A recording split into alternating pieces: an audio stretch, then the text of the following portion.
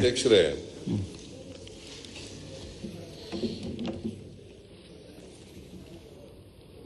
ನಾನು ನಿಯಮ 60 ಅಡಿನಲ್ಲಿ ನಿಲುವಳಿ ಸೂಚನೆಯನ್ನು ಕೊಟ್ಟಿದ್ದೇನೆ.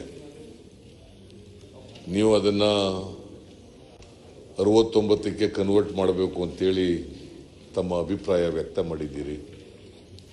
ಅದಕ್ಕಿಂತ ಮುಂಚಿತವಾಗಿ ಕೆಲವು ವಿಚಾರಗಳನ್ನು ನಿಮ್ಮ ಗಮನಕ್ಕೆ ತರಲಿಕ್ಕೆ, ಸದನದ ಗಮನಕ್ಕೆ ತರಲಿಕ್ಕೆ ಪ್ರಯತ್ನವನ್ನು ಮಾಡ್ತೇನೆ.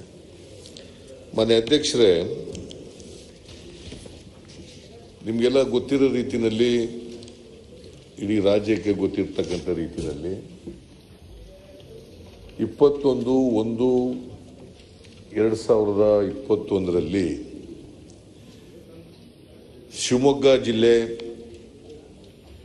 ಶಿವಮೊಗ್ಗ ಗ್ರಾಮೀಣ ಕಾನ್ಸ್ಟಿಟ್ಯೂನ್ಸಿ, ಸುಮಾರು ಶಿವಮೊಗ್ಗದಿಂದ 6-8 ಕಿಲೋಮೀಟರ್ ದೂರದಲ್ಲಿ ಹುಣಸೋಡು ಅಂತಕ್ಕಂಥ ಭಾಗದಲ್ಲಿ ಒಂದು ಬ್ಲಾಸ್ಟ್ ಆಗಿತ್ತು. ಆ ಬ್ಲಾಸ್ಟ್ ಆಗಿ 6 ಜನರು ಕಾರ್ಮಿಕರು ಮೃತಪಟ್ಟಿದ್ದರು. ನಾನು ಇದನ್ನ 29/1/2021ರಲ್ಲಿ ನಿಲುವಳಿ ಸೂಚನೆ ಮೂಲಕ ಸದನದಲ್ಲಿ ಪ್ರಸ್ತಾಪ ಮಾಡಿದ್ದೆ. ಪ್ರಸ್ತಾಪ ಮಾಡಿ ಸರ್ಕಾರ ಕೂಡಲೇ ಇಂಥ ಬ್ಲಾಸ್ಟ್ಗಳನ್ನು ಮರುಕಳಿಸದಂತೆ ಕ್ರಮ ತಗೋಬೇಕು, ಎಲ್ಲೆಲ್ಲಿ ಅಕ್ರಮವಾಗಿ ಈ ಜಿಲಿಟಿನ್ ಕಡ್ಡಿಗಳನ್ನು, ಅಮೋನಿಯಂ ಫಾಸ್ಫೇಟ್ಗಳನ್ನು, ಡಿಟೋನೇಟರ್ಗಳನ್ನು ದಾಸ್ತಾನು ಮಾಡಿದ್ದಾರೆ, ಅವನ್ನೆಲ್ಲನೂ ಕೂಡ ದಾಸ್ತಾನು ಪತ್ತೆ ಹಚ್ಚಿ ಯಾರು ಇದಕ್ಕೆ ಜವಾಬ್ದಾರಿ ಇದ್ದಾರೆ ಅವ್ರ ಮೇಲೆ ಕಾನೂನು ರೀತಿಯ ಕಠಿಣವಾದಂಥ ಕ್ರಮಗಳನ್ನು ತಗೊಳ್ಬೇಕು ಅಂತೇಳಿ ನಾನು ಒತ್ತಾಯ ಮಾಡಿದ್ದೆ. ಆಗ ಅದ್ರ ಜೊತೆಗೆ ನಾನು ಇನ್ನೊಂದು ಒತ್ತಾಯ ಏನು ಮಾಡಿದ್ದೆ ಅಂತಂದರೆ, ಇದರ ಸತ್ಯ ಹೊರಗಡೆ ಬರಬೇಕಾದ್ರೆ ಸತ್ಯ ಅಸತ್ಯತೆ ಏನು ಅನ್ನೋದು ಗೊತ್ತಾಗಬೇಕು ಜನಗಳಿಗೆ. ಯಾಕಂದರೆ ಇದರಲ್ಲಿ ರಾಜಕೀಯ ಪಕ್ಷದ ಧುರೀಣರು ಇದ್ದಾರೆ, ಅಧಿಕಾರಿಗಳು ಶಾಮೀಲಾಗಿದ್ದಾರೆ.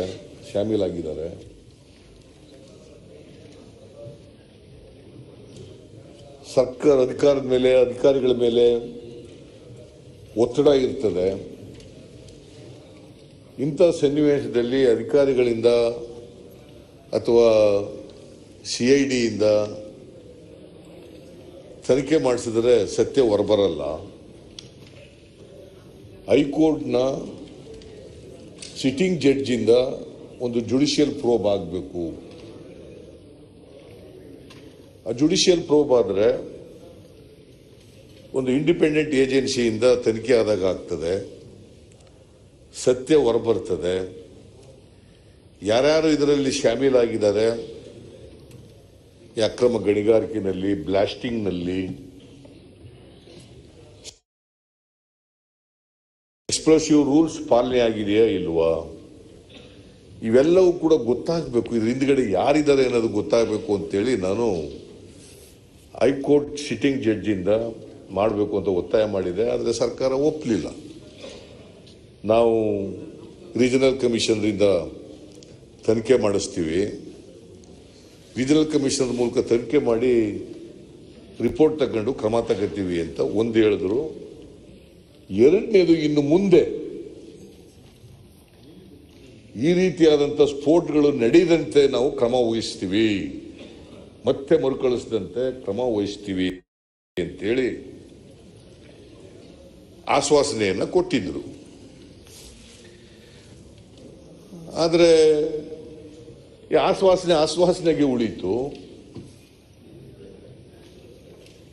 ಕೇವಲ 1 ತಿಂಗಳ ಅವಧಿನಲ್ಲಿ ಶಿವಮೊಗ್ಗದಲ್ಲಿ ನಡೆದು 21/1/2021, ಚಿಕ್ಕಬಳ್ಳಾಪುರದಲ್ಲಿ ನಡೆದಿರ್ತಕ್ಕಂಥದ್ದು 22/2/2021.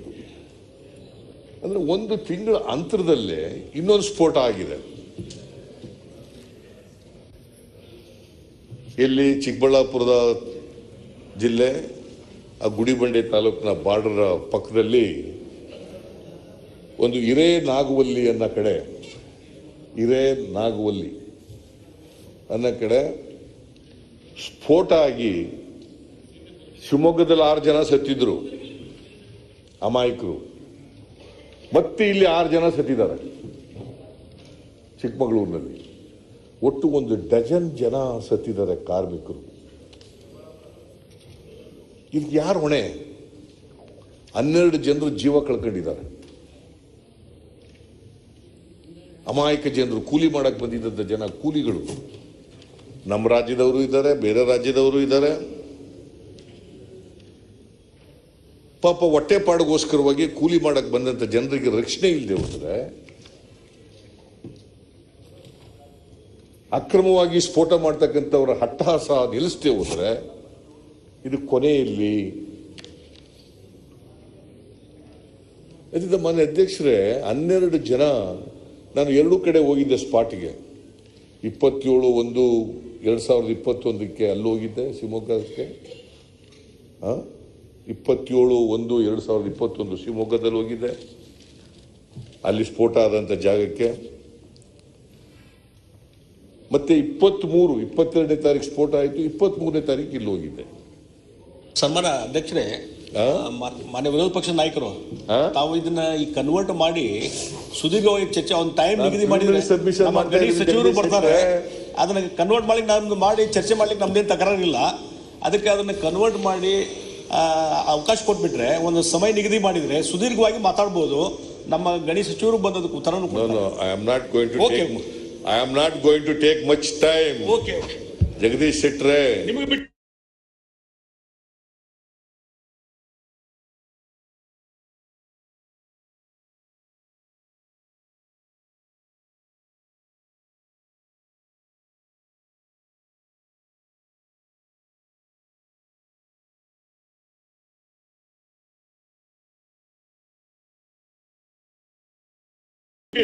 only I will make preliminary submission. Okay. ನೀವು ಯಾವಾಗ ನಿಲ್ಲಿಸ್ಬಿಡ್ತೀನಿ ಜೊತೆಗೆ. ಇಂತೂ ಸಭಾಧ್ಯಕ್ಷರಿಗೆ ವಿರೋಧ ಪಕ್ಷದ ಕಡೆ ಒಂದಿಷ್ಟು ಒಲವು ಬಂತು, ಹೊಂದಾಣಿಕೆ ಬಂದ್ರಿ. ತುಂಬಾ ಧನ್ಯವಾದ. ಏನಾಯ್ತು ಅಂತ ಮತ್ತೆ ಮಾತಾಡ್ಲಿಕ್ಕೆ ಹೋದ್ರೆ ಮತ್ತೆ ಹೇಳಿ ತಾವು ಹೇಳಿ. There is a proper understanding between the speaker and the leader of the opposition. ಇರಲೇಬೇಕು. Not only we speaker of opposition, even house leader CM ಜೊತೆಗೂ ಹಾಗೆ ಇದೆ. ಅರ್ಥ ಕಲ್ಪಿಸಬೇಕಾದಂತ ಅಗತ್ಯ ಇಲ್ಲ. ನಾವೆಲ್ಲರೂ ಕೂಡ ಪರಸ್ಪರ ಕೋಆರ್ಡಿನೇಷನ್, ಕೋಆಪರೇಷನ್ ಇದ್ದಾಗ ಮಾತ್ರ ಸದನ ಸ್ಮೂತ್ ಆಗಿ ನಡೀಲಿಕ್ಕೆ ಅನುಕೂಲ ಆಗ್ತದೆ, ಜನರ ಸಮಸ್ಯೆಗಳನ್ನ ಚರ್ಚೆ ಮಾಡಲಿಕ್ಕೆ ಅನುಕೂಲ ಆಗ್ತದೆ. ಅದು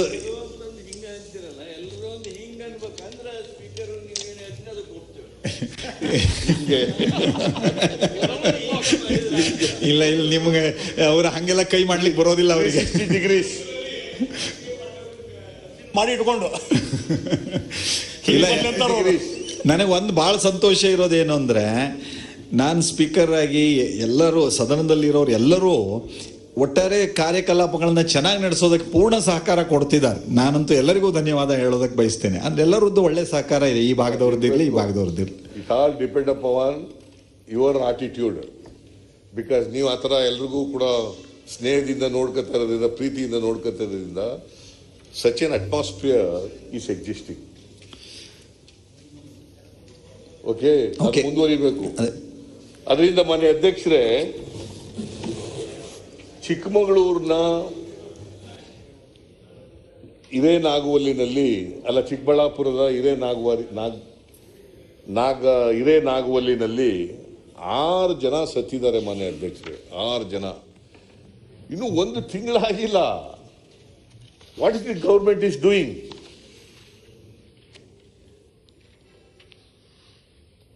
ನಾನು ಹೇಳಿದ್ದೆ, ಇವನ್ ಇನ್ಫ್ಯಾಕ್ಟ್ ಐನೂರು ಮಂಜುನಾಥ್ ಅವರು ಕೂಡ ಹೇಳಿದ್ರು ಕಳೆದ ಇದರಲ್ಲಿ, ಶಿವಮೊಗ್ಗದಲ್ಲಿ. ಇದರಲ್ಲಿ ರಾಜಕಾರಣಿಗಳ ಕೈವಾಡ ಇದೆ, ರಾಜಕಾರಣಿಗಳ ಕೈವಾಡ ಇರೋದ್ರಿಂದ ಸತ್ಯ ಹೊರಬರಲ್ಲ ಅಂತಕ್ಕಂಥ ಮಾತನ್ನ ಹೇಳಿದರು. ಇಲ್ಲೂ ಕೂಡ ಒಬ್ಬ ರಾಜಕಾರಣಿ ಇದ್ದಾನೆ, ಅವನ ಹೆಸರು ನಾಗರಾಜ್ ಅಂತ, ಒನ್ ಆಫ್ ದಿ ಪಾರ್ಟ್ನರ್ಸ್.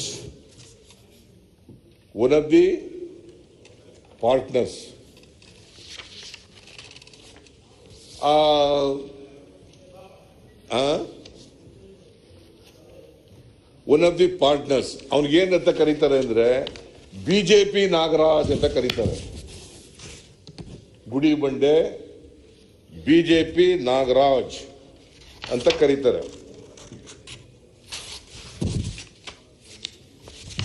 ಪಾಪ ಸತ್ತವರು ಅಮಾಯಕರು ಯಾರಪ್ಪ ಅಂತಂದ್ರೆ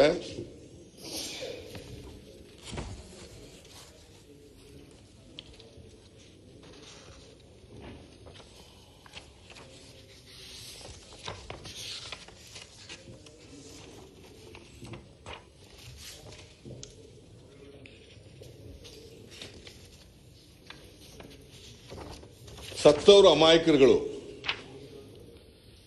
ಈ ಕಸರ್ ಹೆಸರು ಎಲ್ಲಿ ನಡೀತು, ಇದು ಯಾವ ಇದರಲ್ಲಿ ದಾಸ್ತಾನು ಮಾಡ್ಕೊಂಡಿದ್ರು ಅಂತಂದ್ರೆ ಭ್ರಮರವಾಸಿನಿ ಕ್ರಷರ್ ಮತ್ತು ಶಿರಡಿ ಸಾಯಿ ಗ್ರೇಡ್ಸ್ ಕಲ್ಲು ಕ್ವಾರಿ. ಶಿರಡಿ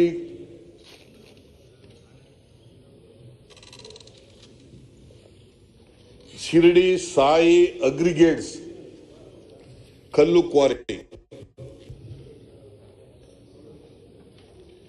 ಇವೆರಡು ಒಬ್ಬರಿಗೆ ಸೇರಿದವು, ಒಂದೇ ಕಂಪನಿಗೆ ಸೇರಿದವು. ಸತ್ತವರು ಇಲ್ಲಿ ಪಾಪ ಅವತ್ತು 22ನೇ ತಾರೀಕು ರಾತ್ರಿ 12 ಗಂಟೆ ಮೇಲೆ ಸತ್ತಿದ್ದಾರೆ. ಸತ್ತವರ ಹೆಸರು ಉಮಾ ಮಹೇಶ ಒಂದು, ಎರಡನೇವನು ನೇಪಾಳಿ ಮಹೇಶ್ ಸಿಂಗ್ ಬೋರಾ 2, ಅಭಿನಾಯಕ್ 3, ಗಂಗಾಧರ 4, ರಾಮು 5, ಮುರಳೀಕೃಷ್ಣ 6. ಇವರು 6 ಜನ ಸತ್ತಿದ್ದಾರೆ. ಇದರಲ್ಲಿ 3 ಜನ ಆಂಧ್ರದವರು, 2 ಕರ್ನಾಟಕದವರು, ಒಬ್ಬ ಈ ನೇಪಾಳದವನು ಮಹೇಶ್ ಸಿಂಗ್ ಬೋರಾ ಅನ್ನೋನು, ನೇಪಾಳಿ ಮಹೇಶ್ ಸಿಂಗ್ ಬೋರಾ. ಇವರಿಷ್ಟು ಜನ ಸತ್ತಿದ್ದಾರೆ. ಅಲ್ಲಿ 6 ಜನ ಸತ್ತರು ನಾನು ಹೇಳಿದ್ದೆ. ಇನ್ನೂ ಕೆಲವರು ಇದ್ದಾರಪ್ಪ ಅಲ್ಲಿ ಸತ್ತೋಗಿರೋರು ಇದ್ದಾರೆ, ಅದು ಹುಡುಕ್ರಿ ಅಂತ ಹೇಳಿದ್ದೆ. ಇವತ್ತಿನವರೆಗೆ ಸರ್ಕಾರದಿಂದ ಅದಕ್ಕೆ ಉತ್ತರ ಬಂದಿಲ್ಲ. ಒಟ್ಟು 12 ಜನ ಬಡವರು, ಅವ್ರ ಕುಟುಂಬ ಏನಾಗಬೇಕು ಪಾಪ, ಬೀದಿ ಪಾಲಾಗ್ಬಿಡ್ತಾರೆ. ಅವರಿಗೆ ಜಮೀನಿಲ್ಲ, ಕೂಲಿ ಮಾಡಕ್ ಬಂದಿರೋರು, ಇಲ್ಲೇನೋ ಸ್ವಲ್ಪ ಕೂಲಿ ಜಾಸ್ತಿ ಸಿಗ್ತದೆ ಅಂತ ಬಂದಿರತಕ್ಕಂಥವ್ರು. ಈ ಕಲ್ ಕೆಲಸ ಮಾಡೋದಿದೆಯಲ್ಲ, ಭಾರಿ ಕಷ್ಟದ ಕೆಲಸ. ಮೇಲೆ ಬಿಸಿಲು, ಕೆಳಗಡೆ ಕಲ್ಲು ಸುಡ್ತದೆ, ಅಲ್ಲಿ ತಗೊಂಡು ಉಳಿ ಇಟ್ಕೊಂಡು ಎಂಥದ್ದು ಸುತ್ತಿಗೆ ಇಟ್ಕೊಂಡು ಹೊಡಿತಾ ಕೂತಿರ್ಬೇಕು. ಎಂಥ ಹಾರ್ಡ್ ವರ್ಕ್ ಅದು, ಇಮ್ಯಾಜಿನ್ ಮಾಡ್ಕೊಳಕ್ಕಾಗಲ್ಲ. ಅಷ್ಟು ಕೆಲಸ, ಕಷ್ಟದ ಕೆಲಸ ಮಾಡ್ತಾ ಇರ್ತಕ್ಕಂಥ ಜನ. ಆ ಜನರದು 6 ಜನರ ಸಾವು ಆಗಿದೆ. ಈಗ ಇದನ್ನ ಯಾರು ಈ ಮಾಲೀಕರು ಈ ಕ್ರಷರ್ಗೆ?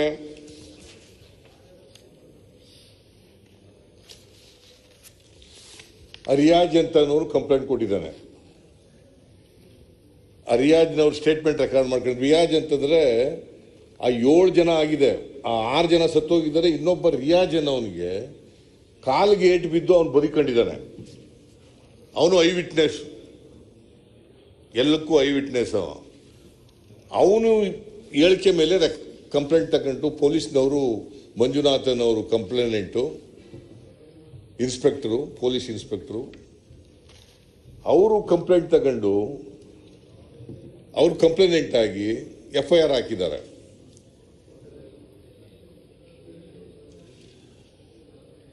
ಆ FIR ನಲ್ಲಿ explosive substances act 1908, explosive act 1884 and IPC 304/286. ನಾನು ಇದರಲ್ಲೇ ಹೇಳಿದ್ದೆ ನೋಡ್ರಿ, 304 ಅನ್ನೋದು ಕಲ್ಪಬಲ್ ಹೋಮಿಸೈಡ್ ಆಗುತ್ತೆ, ಅದನ್ನು ಹಾಕ್ಬೇಡಿ. 302 ಹಾಕಿ, ತಪ್ಪಿಸ್ಕೊಳ್ಳಿಕ್ಕೆ ದಾರಿ ಆಗ್ಬಿಡ್ತದೆ. 302 ಮರ್ಡರ್ ಹಾಕಿ, IPC 302 ಸೆಕ್ಷನ್ 286 ಅದನ್ನು ಹಾಕಿ. ಹಾಗಾದ್ರೆ ಅವರು ಜಾಮೀನು ಸಿಕ್ಕಲ್ಲ, ಹೊರಗಡೆ ಬರಲ್ಲ. ಈಗ ಅವರು 13 ಜನದ ಮೇಲೆ ಕೇಸ್ ಹಾಕಿದ್ದಾರೆ. 13 ಜನ ಅಕ್ಯೂಸ್ಡ್ ಮಾಡಿ ಕೇಸ್ ಹಾಕಿದ್ದಾರೆ 13 ಜನದ ಮೇಲೆ. ಅದರಲ್ಲಿ 1 to 6 ಯಾರಪ್ಪ ಇದ್ದಾರೆ ಅಂತಂದ್ರೆ,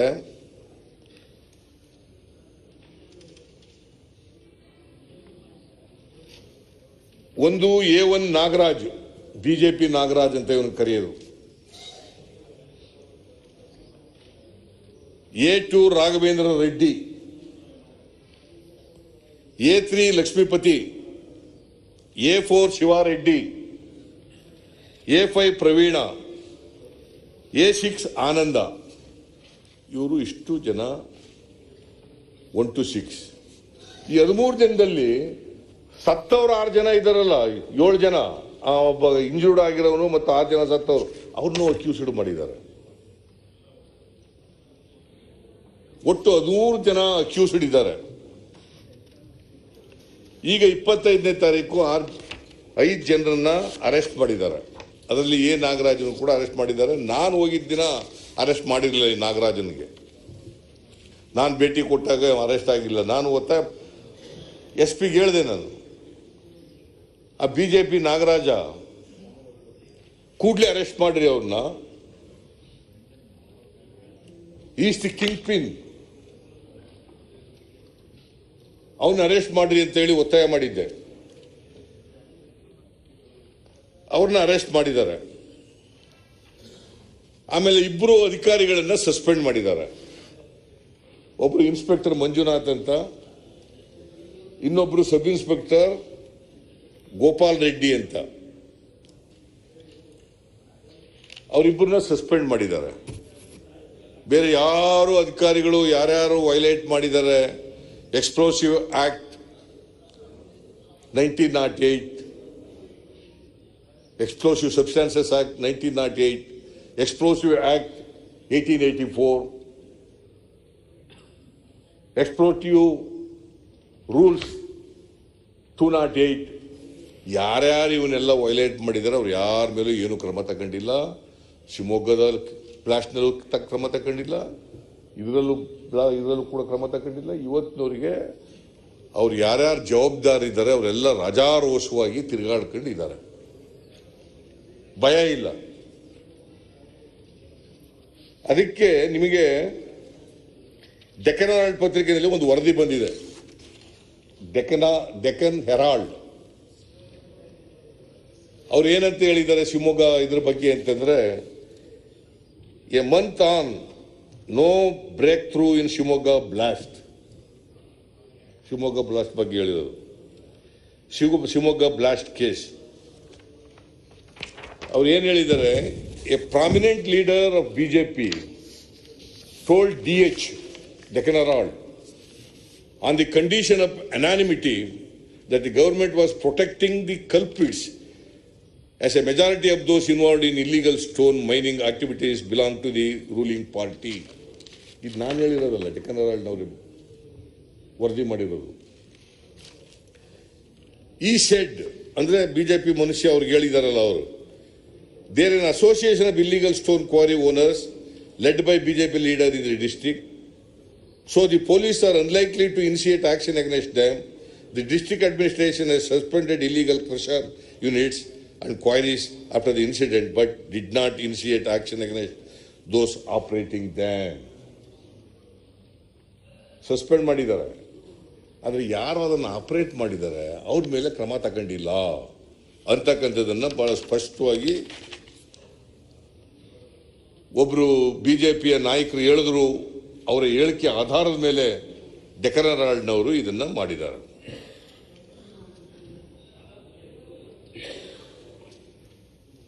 ಅದರಿಂದ ಮಾನ್ಯ ಅಧ್ಯಕ್ಷರೇ, ನನ್ನ ಪ್ರಕಾರ ಶಿವಮೊಗ್ಗದ ಕೇಸ್ನಲ್ಲಿ ಕ್ರಮ ತಗೊಂಡಿದ್ರೆ ಕಠಿಣವಾದಂಥ ಕ್ರಮಗಳನ್ನು ತಗೊಂಡಿದ್ರೆ, ಯಾರ್ಯಾರು ಹಿಂದೆ ಇದ್ದಾರೆ ಅವನ್ನೆಲ್ಲ ಹಿಡಿದು ಒಳಕ್ಕೆ ಹಾಕಿದ್ರೆ, ಯಾರ್ಯಾರು ಅಧಿಕಾರಿಗಳು ಇದಕ್ಕೆ ಶಾಮೀಲಾಗಿದ್ದಾರೆ ಅವನ್ನೆಲ್ಲ ಹಿಡಿದು ಅವ್ರ ಮೇಲೆ ಕೇಸ್ ಹಾಕಿ ಅರೆಸ್ಟ್ ಮಾಡೋ ಅಂಥ ಕೆಲಸಗಳನ್ನು ಮಾಡಿದ್ರೆ, ಬಿಕಾಸ್ ಎಕ್ಸ್ಪ್ಲೋಸಿವ್ ಆಕ್ಟ್ನಲ್ಲಿ ಮರ್ಡರ್ ಕೇಸ್ನಷ್ಟೇ ಸಮಾನವಾದಂಥ ಅಪರಾಧಗಳು ಇದರಲ್ಲಿದ್ದಾವೆ. ಅಲ್ಲೂ ಕೂಡ ಡೆತ್ ಪೆನಾಲ್ಟಿ ಇದೆ, ಅಲ್ಲೂ ಕೂಡ ಲೈಫ್ ಇಂಪ್ರಿಸನ್ಮೆಂಟ್ ಇದೆ. ಇದನ್ನು ಮಾಡಿದ್ರೆ ಇದು ಮರುಕಳಿಸ್ತಿತ್ತ ಮಾನ್ಯ ಅಧ್ಯಕ್ಷರೇ?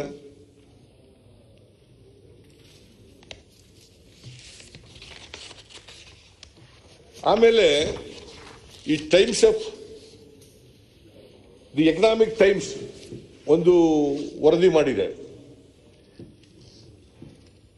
ಚೀಫ್ ಮಿನಿಸ್ಟರ್ ಬಗ್ಗೆ, ಅವರ ರಿಯಾಕ್ಷನ್ ಬಗ್ಗೆ ಒಂದು ವರದಿ ಮಾಡಿದೆ. ಚೀಫ್ ಮಿನಿಸ್ಟರ್ ಹೇಳಿದ್ದಾರೆ, ಚಿಕ್ಕಬಳ್ಳಾಪುರದ ಸ್ಫೋಟ ಆದಮೇಲೆ ಪತ್ರಿಕೆಯವ್ರ ಮುಂದೆ ಒಂದು ಸ್ಟೇಟ್ಮೆಂಟ್ ಮಾಡಿದ್ದಾರೆ. ಏನಪ್ಪ ಅಂದರೆ, ಬೆಳಗಿನ ಜಾವ ಹೋಗಿ ಸ್ಫೋಟ ಮಾಡಲು ನಾವೇನು ಅವರಿಗೆ ಹೇಳಿದ್ದೇವಾ? ನನ್ನ ಜಾಗದಲ್ಲಿ ನೀವೇ ಇದ್ರೆ ಏನ್ ಮಾಡ್ತಿದ್ರಿ?